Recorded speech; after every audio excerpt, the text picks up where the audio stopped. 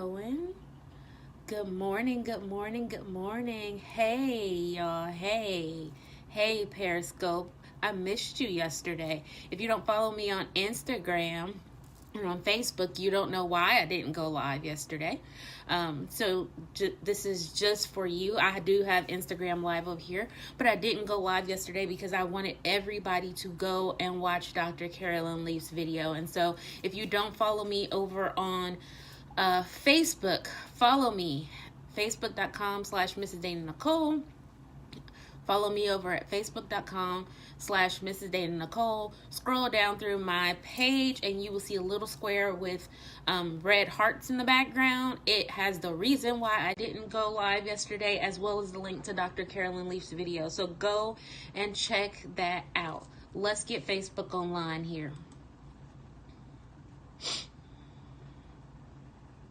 Good morning, good morning, good morning. Hey, y'all. Hey, Facebook Live. How are you this morning? All right, we got all three going. We got Facebook going, we got Instagram going, we got Periscope going. There's people coming in to Periscope right now. I can see their names going really fast. As you can see, hey, Annie, good morning to you. As you can see, I have a change of venue again, back in my bedroom, and that's just because I want to be able to sit up and have stuff in front of me this morning.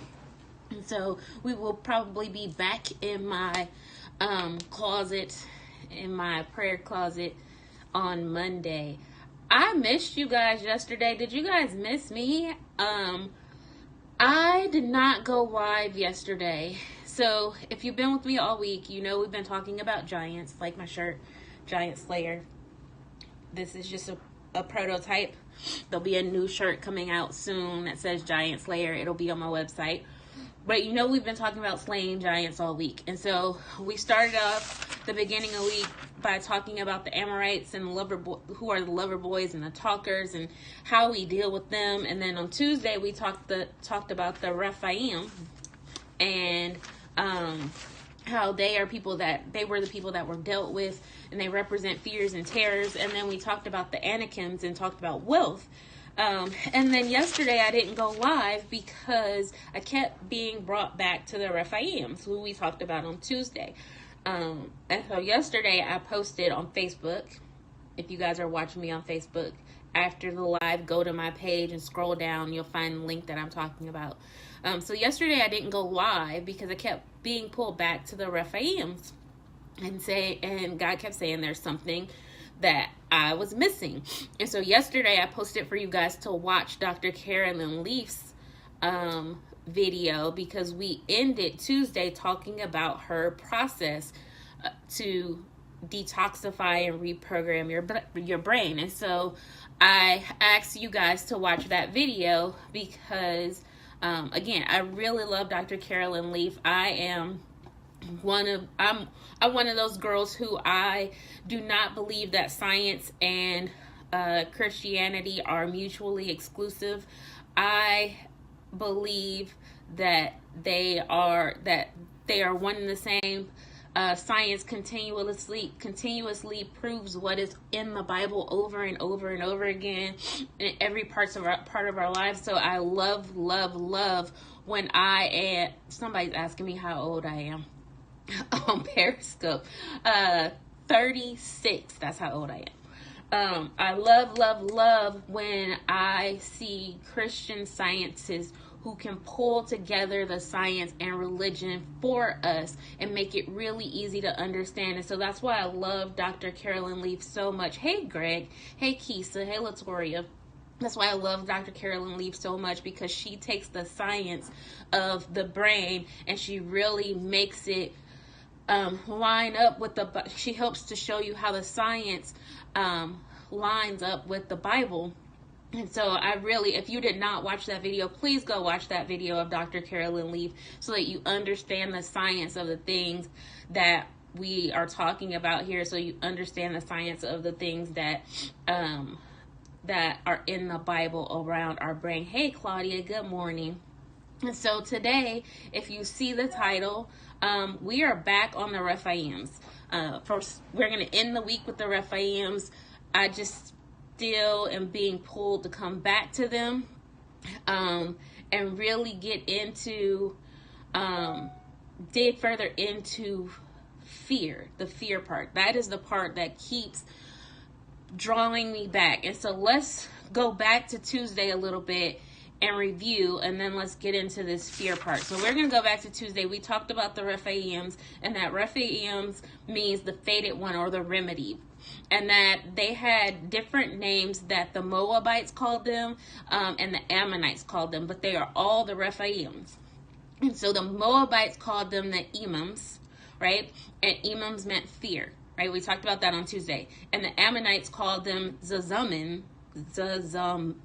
and that meant the dealt with, or the tribes that made noise. And so we talked about how they were defeated and that God was the one that destroyed them. And we got into talking about we talked a little bit about fear, and then we went into 2 Timothy 1:7 and talked about how do we have a sound mind, and we talked some about Dr. Carolyn Leaf's process for breaking down toxic thoughts, right? So that brings me to today, which is part 2, and this is really, we're going to focus on fear today. And so let's go back to our definition of fear. The definition that we went over on Tuesday around fear was that fear is an unpleasant emotion. It's caused by the belief that someone or something is dangerous, likely to cause pain, or a threat. So fear is an unpleasant emotion caused by the belief that someone or something is dangerous, likely to cause pain, or a threat. And so in order to really dig into fear, we need to dig into the difference between a feeling and an emotion. So in our day, I turned the heat on, now I'm hot. In our day, we kind of use feelings and emotions interchangeably.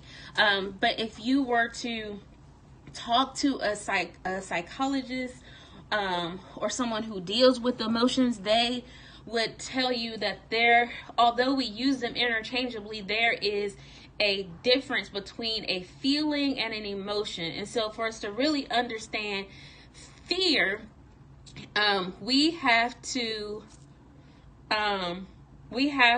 understand the difference between a feeling and an emotion. So let's talk about that. A feeling is an experience that is the result of outside stimuli, right? So a feeling is an experience that is the result of outside stimuli, reacting with one of your 5 senses. So a feeling is something that you hear, see, smell, touch, feel, right? That interacts with your 5 senses, and that experience is the result. So you can experience dislike, right? You can experience pain. You can experience, there's a lot of feelings that you can experience sadness, right? There's a lot of feelings that we can experience. An emotion, in contrast, an emotion is still an experience. And I think that's why we use the words interchangeably, because they're both experiences. But an emotion is an experience that is the result of internal sensations. So you can have emotions without any external stimuli, right? You have a feeling. A feeling is the result of external stimuli. An emotion is the result of internal stimuli or internal sensations. And they can be produced by thoughts or memories. So fear is an emotion. Fear is not a feeling. Fear is an emotion that is caused by a belief, right? So that shows you that it is internal, because beliefs are internal, that someone or something is dangerous, likely to cause pain, or a threat. So that's what fear is. Fear is an emotion. We say we feel fear, right? Like people say, feel the fear and do it anyway. Really, it's experience the fear, right? Experience the fear and do it anyway. So fear is an emotion. An emotion, the dictionary definition of an emotion. So we talked about what emotions are psychologically. The dictionary definition of an emotion is that it's an instinctive state of mind, right? It's an instinctive state of mind. And so what my question to you is, sometimes we talk about fear, right? And we're like, I can't do that. I'm just too afraid. I'm afraid of this. I'm afraid of that. We have all these fears and we act as if there is nothing that we can do about those fears, right? But it's an instinct. So my question is, if it's an instinct, why is fear an instinct that we feel like it is okay to have when there's so many other instincts that we have that we retrain, right? So let's look at babies. When you have a baby, babies come home, they cry when they're hungry, right? They sleep whenever they want to sleep, right? They don't go to the bathroom, they use diapers and we change them, right? But we don't allow babies to stay in that place, right? We potty train babies. It's not okay as an adult, a fully functioning adult, right? It's not okay as an adult to wear diapers and go to the bathroom on yourself whenever you feel like it, right? Although that's natural, right? We tend to say we tend to say instincts as something that we can't help, but there's so many instincts that we train, and we train them to be socially acceptable or fit into our lives. So why is it okay that because fear is an instinct that we stick with fear? We should train that instinct as well, right? We just like you potty train, right? You potty train a child that when they feel the urge, they don't just go with it. They feel the urge and they take themselves to an appropriate place to deal with that urge, right? Fear should be the same way. You feel the fear, you feel the urge, right? You feel the instinct, but you should have trained yourself how to deal with it. So let me give you an example. I flew a lot for work, right? Fly all over the country for work. I had a fear of flying, right? And this fear of flying was like, I got on the plane because I had to get on the plane, right? But I would start worrying and get anxious about the flight 2-3 days before the flight. That's not a feeling. That's an emotion. I would get anxious about it, start to hyperventilate, start and get nervous days before the flight. That was something internal in me, right? That caused me to have that emotion. I was not on the plane.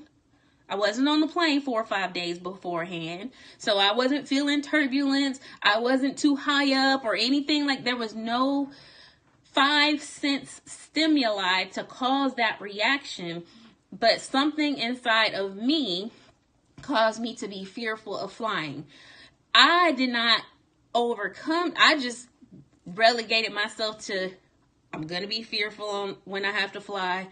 I'm going to have to fly. I'm going to freak out on the plane. It is what it is, right? And that's what it was. It wasn't until I flew from Orange County back to Las Vegas, and I got seated next to these 2 guys who were the most hilarious guys. One of them reminded me of Billy Bob Thornton. And the one that reminded me of Billy Bob Thornton was they were talking to me the whole flight. And as we flew over the mountains between California and Vegas, it was extremely turbulent.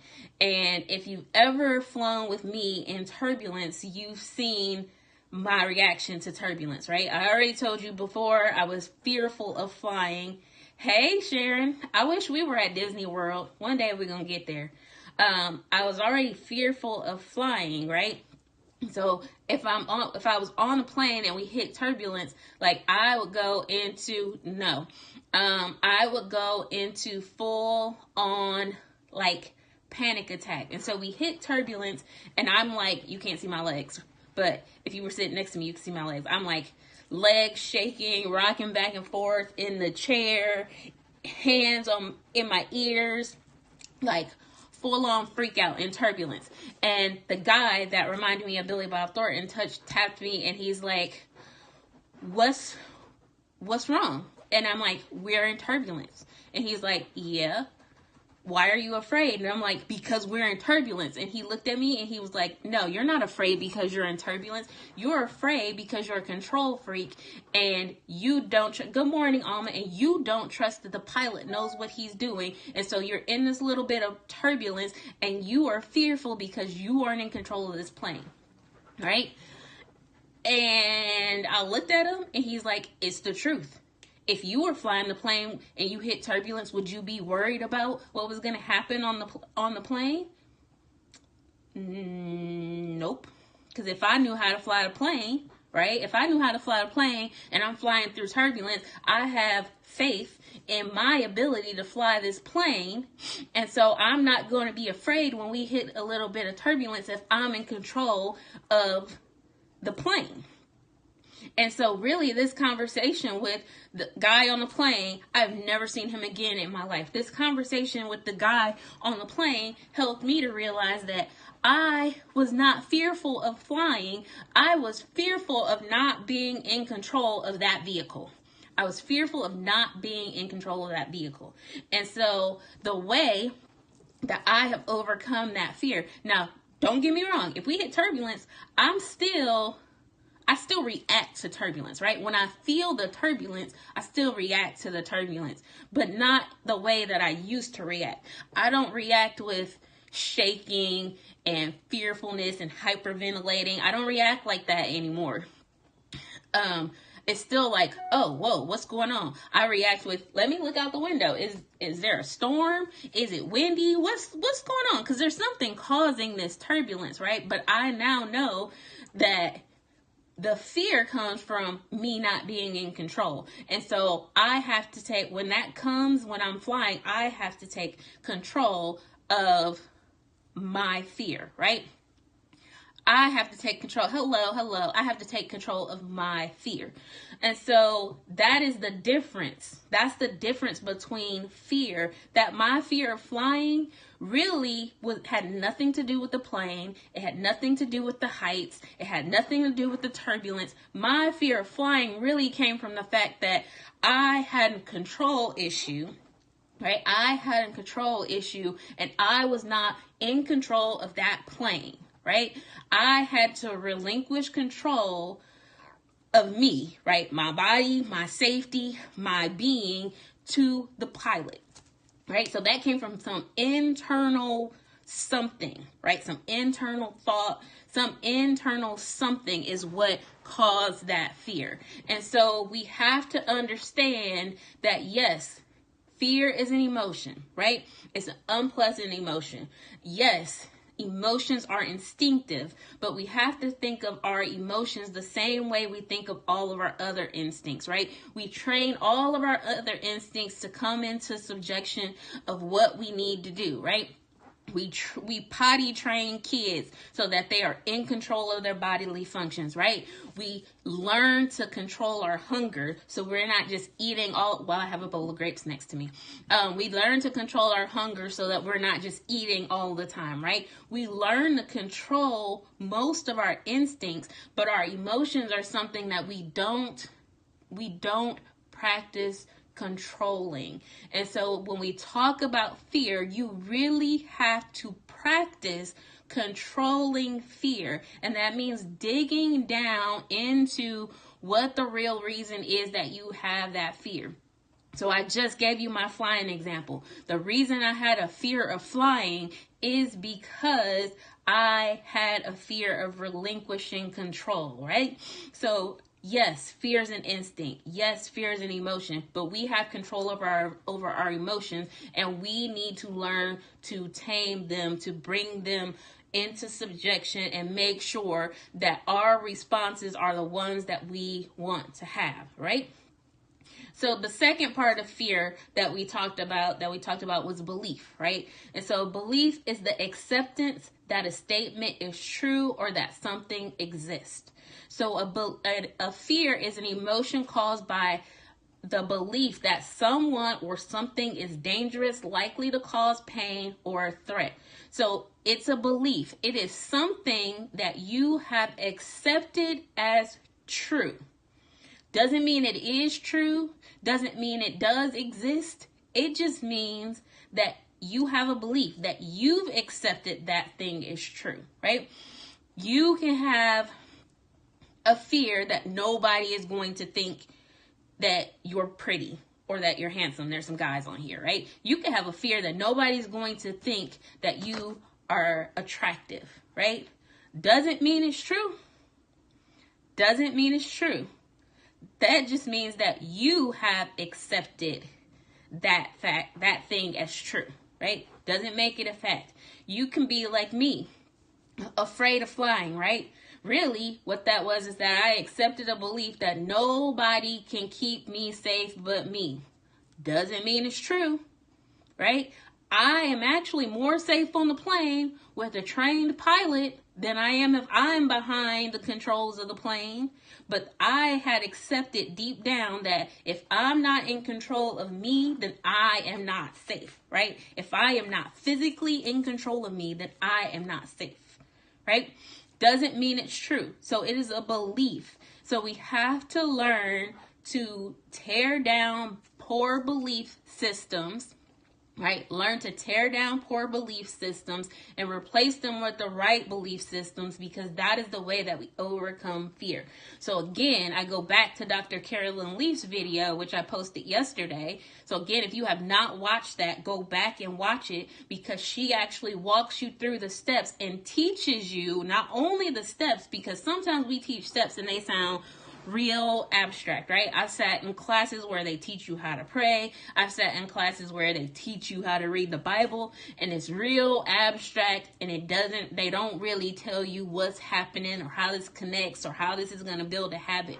But you should watch her video, because she tells you what is happening on a physical level in your physical brain as you reprogram your brain and as you bring thoughts captive. So watch the video. It's really important, right?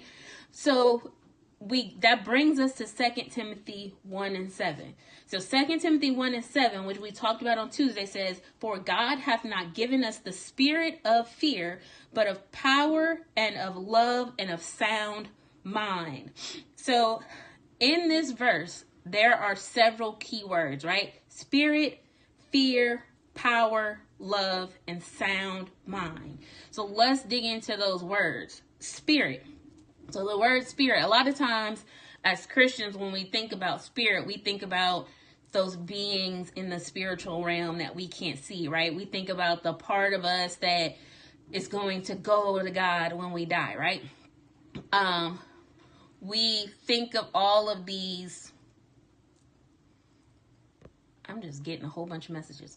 We think of all of these. Hold on, y'all. Put my phone on do not disturb. All right. We think of all of these spiritual things, right? All these intangible things. We don't think about spirits as something necessarily connected to us. But in this verse, spirit actually means mental disposition. The word that is translated spirit here means mental disposition. So, for God hath not given us the mental disposition of fear.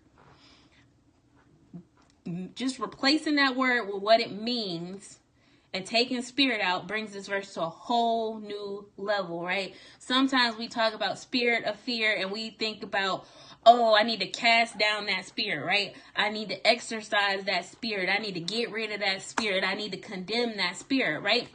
Spirit here means mental disposition. And so my question to you is, how do you change a mental disposition of fear?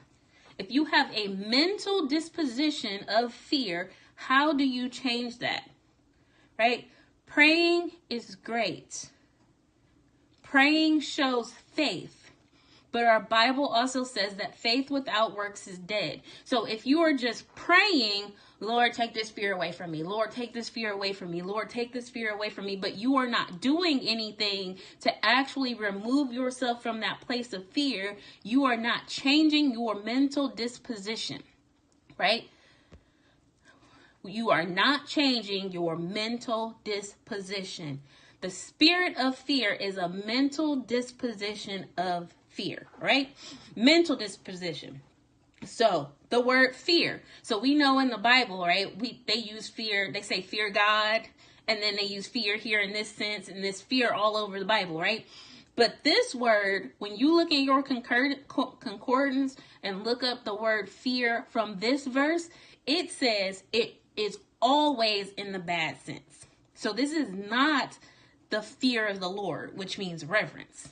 This is fear in a bad sense. This is timidity. This is cowardness, right? This is faithlessness. So the spirit of fear is a spirit that is a mental disposition that is timid, that is cowardly, and that is faithless, right? So going back to my flying situation, right? So I had a fear of flying, right? That was rooted in a fear of a loss of self-control, and that I had to be in control of my own body to be safe, right? And so I am not in control of my own body when I'm flying a plane. So what I had to replace that with, that mental disposition that made me faithless when flying, faithless of the pilot when flying, I had to replace that mental disposition with God is always in control, right? I'm sitting in my house right now, but I am never actually in control of I'm in control of my fingers and my arms, right? And talking to you guys, but I'm never actually totally in control of my safety, not even sitting here in my bedroom. God is always in control, right?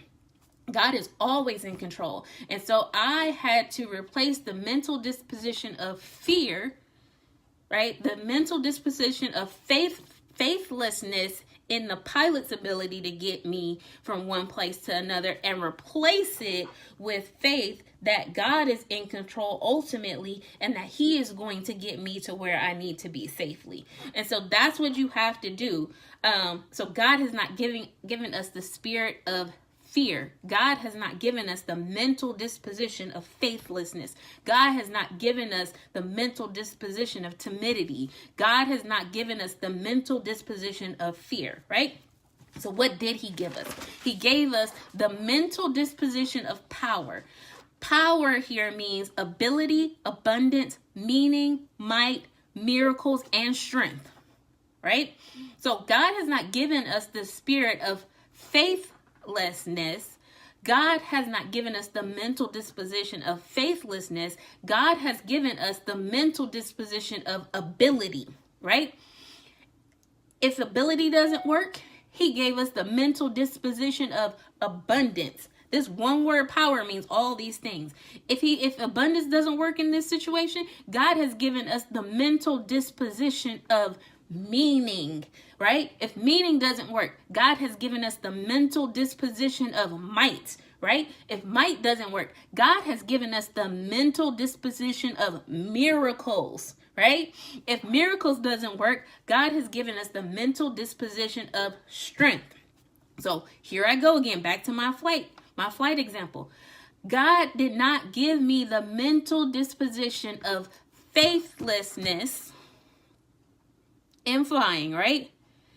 He gave me the miracle of this mechanical contraption that could defy gravity, along with the ability that he placed in the pilot to operate this mechanical vehicle to get me there safely, right? So that's what he's given me. He's given me the miracle of this mechanical contraption, and he's given me, I lost Instagram for a minute, and he's given me the ability of the pilot to get me there safely. That's what he gave me. He gave me power, right? The second thing it says he gave us is love, right? So he gave us affection, he gave us benevolence, and he gave us goodwill. So some of us have people fear. right? Some of us have things that we are called to do that we have not done because we have people fear. All right, well, people fear is not necessarily overcome by power, right? People fear is not necessarily ability. You can have ability. You can have a whole lot. You can have abundance. You can know what the meaning in your life is, right? You can have strength. You can have all those things and still have people fear, right? People fear is not necessarily overcome by power, but people fear is overcome by love. And so he says that he has given us love. So he has not given us a mental disposition towards fearing people. He has given us a mental disposition towards affection, right? He has given us a mental disposition towards benevolence. He has given us a mental disposition towards goodwill, right? That's what he has given us. So if you've ever been in multi-level marketing, right? Or really sales in any shape or form. But especially multi-level marketing. And I say that because most multi-level marketing companies have a ton of training and a ton of support to help their sales force get to where they need to get to. And one of the things that they teach you in multi-level marketing is that when your pipeline runs dry, right, you need to get out and talk to people. And that if you are afraid of talking to people, it means that you are more in your feelings about yourself than you are about doing good to that person, right? For that person. And so they say, if you believe in your product, you believe in your service, you share it with people, right? Because you want goodwill towards those people. And so that's what God is saying here. You overcome, there's things that we fear, right? People fear is real. So you overcome people fear by taking your eyes off of yourself, right? Your faithlessness. You take your eyes off of yourself and you do good towards those people. So for me, it's being live on Instagram, on Periscope, and on Facebook, right? My fear before I started this was nobody will get on and watch. That was my fear.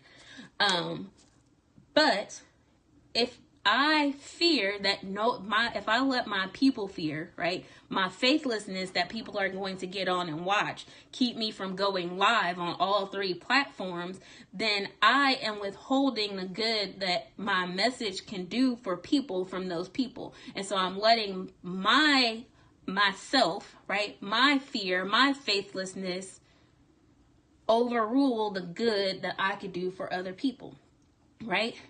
I'm going to use a different example. I don't like heights, right? You won't get me to jump off a building. You won't. You can't give me an amount of money to jump off a building. You can't give me enough stuff to jump off a building. Push one of my babies off a building. See how fast I jump off the building. Right? My desire to make sure that my girls are okay will overrule my desire not to jump off that building, right? I don't want to be shot. Tell me you're going to shoot one of my kids. I'll take a bullet for one of my kids. I'll take a bullet for my husband. My will to make sure that they are okay, that they are good, will override any fear of danger that I have for myself, right? And so that's what, when we have people fear, we have to put ourselves in that place. Can you let your desire to do good for other people override your people fear or override your fear of the situation? Can you let your desire to do good for other people override the fear, right? And then the third thing it says he's given us is sound mind, right? He's given us sound mind. And the word that is translated sound mind means discipline and self-control. So depending on what version of the Bible of you read, you'll see sound mind, and in some versions you'll see self-control. So God has not given us the spirit of fear, right? or he has not given us a mental disposition of timidity or cowardness or faithlessness. He has given us a mental disposition for discipline and self-control. So instead of being timid or faithless or cowardly, he has given us discipline and self-control. And so that helps us not to be fearful in situations where we think we're going to fail, right? So if I am asked to give a presentation and I'm afraid that people are going to think that I am not going to know what I'm talking about, well, God didn't give me the spirit of cowardlessness or faithlessness in my ability, but he did give me the mental disposition to be self-disciplined, self-controlled and disciplined. And so if I have a topic that I need to talk about, he gave me the ability to be disciplined and study that topic. So when I get in front of those people, I know what I'm talking about, right? And so when we have fears, normally it is because we are either faithless, timid, or cowardly. That's what fear comes from, right? We have this mental disposition that says, I can't do this because. We have to figure out what our because is, and then we have to do the opposite of it, right? And that is one of those three things that God says he has given us. He's given us power, love, and a sound mind. So which one is it? What are you faithless in? Are you faithless in ability? Okay.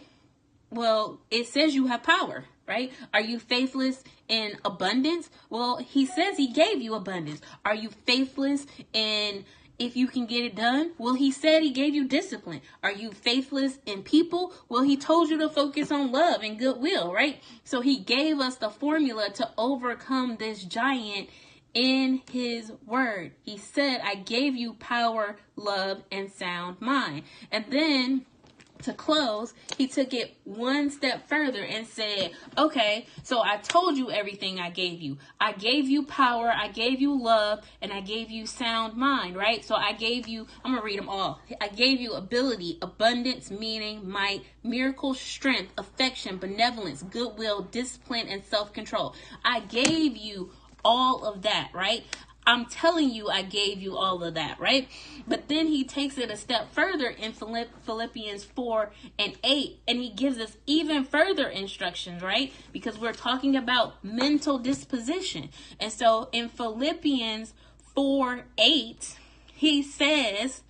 it says, finally, brethren, whatsoever things are true, whatsoever things are honest, whatsoever things are just, whatsoever things are pure, whatsoever things are lovely, whatsoever things are of good report, if there be any virtue and if there be any praise, think on these things. Right? So let's read that again. Finally, brethren, whatsoever things are true, whatsoever things are honest, whatsoever things are just, whatsoever things are pure, whatsoever things are lovely, whatsoever things are of good report, if there be any virtue and if there be any praise, think on these things. So he said he gave us all of these things, right? He told us power, love, and sound mind. I gave you all this stuff to overcome fear. But then in Philippians 4:8, he took it even a step further and said, okay, so if you don't understand what I'm saying to you there, if you don't understand how to unlock power, love, and sound mind to overcome the mental disposition of fear, then I'm going to break it down for you even further. Here are the things that you should think of. Right? Here are the things that you should think of. So some of us are locked within with this giant of fear and we can't defeat him because we are reading the newspaper too much. Some of us can't slay this giant of fear because we watching too much ratchet reality TV. Some of us can't slay this giant of fear because we always watching the news. Some of us can't slay this giant of fear because we are gossiping with people. Some of us can't slay this giant of fear because we are always looking for the bad in people. Some of us can't slay this giant of fear because we just always are looking for the bad. We always waiting for the other shoe to drop.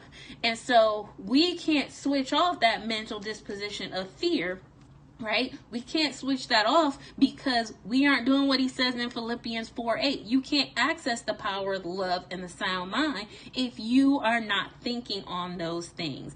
And so you have to be thinking on the things that are good and pure, that bring joy on a consistent basis, because the world is always moving. And so because the world is always moving, there's things always happening, you have to constantly be thinking about things that are good, things that will help to fuel your power, things that will help to fuel your love, things that will help to fuel your self-discipline. You have to always be thinking of those things, because when something happens that is not pleasant, you need to have created a belief system that will not trigger fear, right? So remember, fear is based on a belief system. It is something internal, and the way that you override that internal belief system is by replacing it with something else. So for me, with flying, it was replacing that mental disposition that I had to be physically in control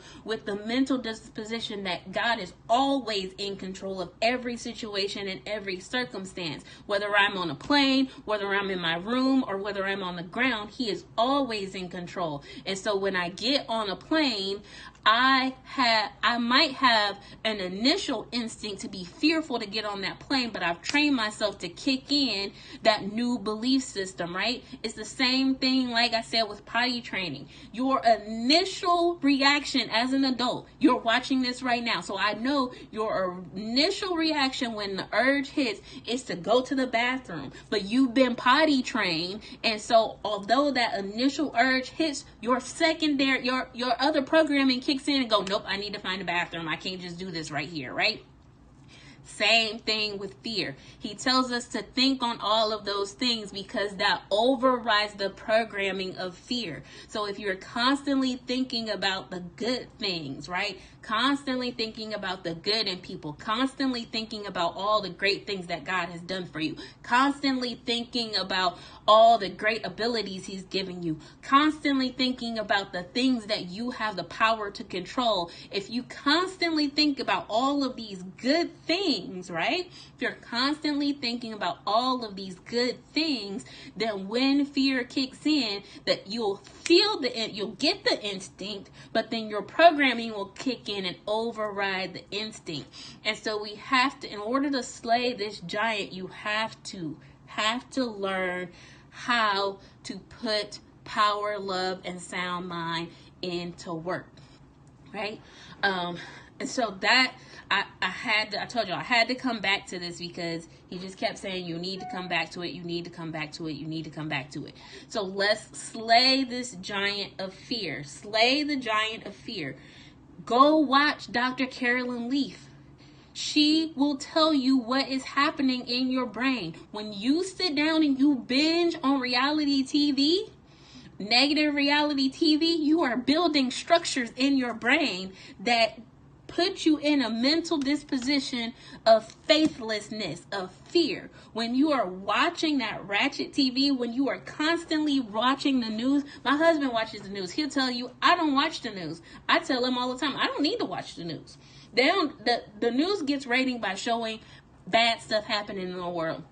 I don't need to watch the news. If there's something important enough that's happening in the world that I need to know about it, it'll show up in my social media feed. And my social media feed is not negative at all. But when there's something that has seriously rose to elevated situations, they show up in my news feed, right? And then I can do something about them. I can pray about them, but I'm not going to sit there and watch the news over and over and over and over again, because I know that if I watch the news over and over and over again, that programming of fear, right? So I told you I have a fear of loss of self-control. I know that if I watch the news over and over and over and over again, it's going to override my programming of God is in control. It will override my programming of God's in control, and I'm going to think people are crazy. You can get shot anywhere. I'm going to stay in my house because anything can happen to me, right? So I don't watch the news. You have to learn how to put these things into place in your life. And so with that, I have been on here for 43 minutes. I am going to let you all go. Please, I'm asking you guys again, please go visit the link. Watch Dr. Carolyn Leaf's video. She will explain to you again. She will explain to you not from a spiritual perspective, but she will explain to you from a science perspective what is actually happening in your brain. I'm getting trade alerts now. What is actually happening in your brain when you think thoughts, right? There's actually physically something happening in your brain when you think thoughts. And so watch her video, because she will teach you what's happening in your brain as you think the thoughts you think. And she will teach you how you tear down those thought structures that don't serve you and rebuild ones that do serve you. Thank you, Kisa. Go watch her video. This is important. I think this is we got 5 more giants that we're going to talk about, but I came back to this one. I actually scratched one off the list that we're not going to talk about, because I needed to come back and talk about this giant again. We have to slay this giant of fear. Fear is faithlessness. Fear is faithlessness. We have to slay this giant of fear so that we can do what we are called to do. So again, please go watch her video. Share this video with your friends. Share it with your family. Let them know that I am here Monday through Friday at 9 a.m. Pacific time, which is noon Eastern time. Tell them to join us. Tell them to watch the videos. Remember, at the end of this, you'll be able to go to my website, GPS-Movement, in the blog section, and all the videos will be there with a synopsis of what we have talked about. Some notes, all the scriptures will be there at the end of next week. So again, please share it with your friends. Go visit Dr. Carolyn Leaf's YouTube page. Watch her videos, and I will see you guys on Monday. Love you. Bye.